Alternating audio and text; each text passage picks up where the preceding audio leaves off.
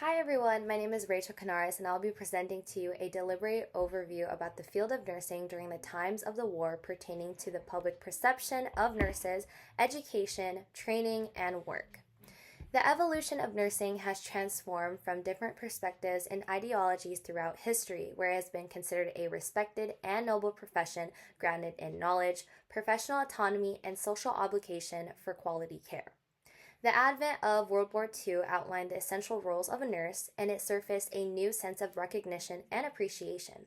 In Chapter 9 of the textbook, From a History of American Nursing Trends and Eras by Deborah Jude and Kathleen Sitzman, it has been revealed that the general image of nursing has been shifted and within its training, education, and task of a nurse, and these were generally reformed.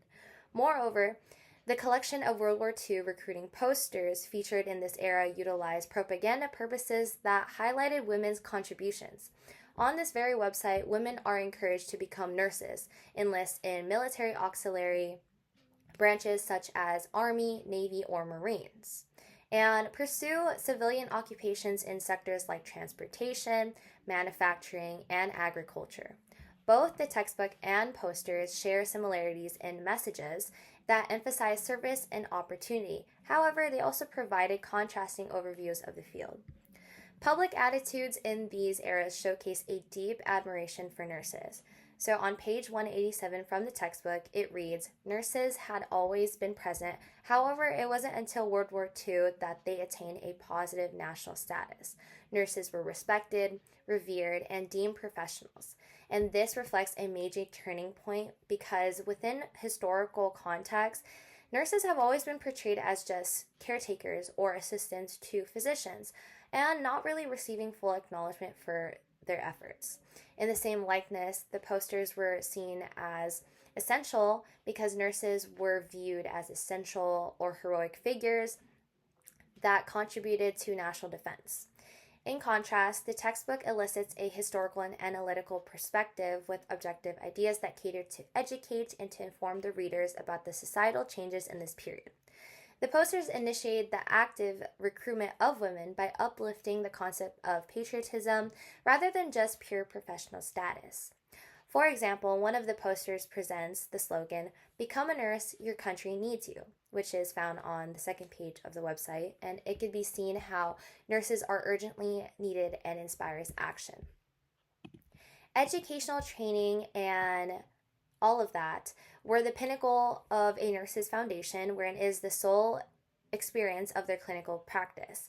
The authors of the textbook mentioned United States Public Health Service nurses established workshops designed to deliver information on the best methods to educate nursing students. They also assisted hospitals and nursing schools with budget determinations for educational programs, which is found on page 90. This demonstrated structure and a commitment to quality learning that ensured sustainability and professional growth.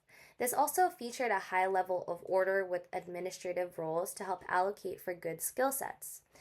The training indicated a challenging route and a demanding nature, and it was expressed in the text that becoming a nurse required an unselfish commitment to serving fellow beings, a certain degree of sacrifice during the educational process, clinical residency, and the future nurse service. And it was expected of nurses to prepare by enduring the long hours, emotional stress, and physical exertion. And with the posters, the majority of nursing education took place in hospitals where students received practical instruction while directly caring for the patients. And in order to solve the nursing shortage, there were plans created, such as the U.S. Cadet Nurse Corps, which provided accelerated training and stipends to encourage young women to pursue nursing. And a poster actually displayed "Enlist in a Proud Possession, U.S. Cadet Nurse Corps," highlighting the country's prestige and the chance to receive a lifetime education, and it essentially requires the involvement of dedicated individuals. And the work of nurses is diversified into various positions and roles that all have an immense significance. In Chapter 9 from the textbook, it stated nurses supervised community health as they monitored and assisted with water supply, milk production, and food supplies to promote best health practices and decrease contamination and resultant infections. They would also administer antibiotics to help combat and alter the outcomes of common diseases. And nurses were well rounded and active healers in the community.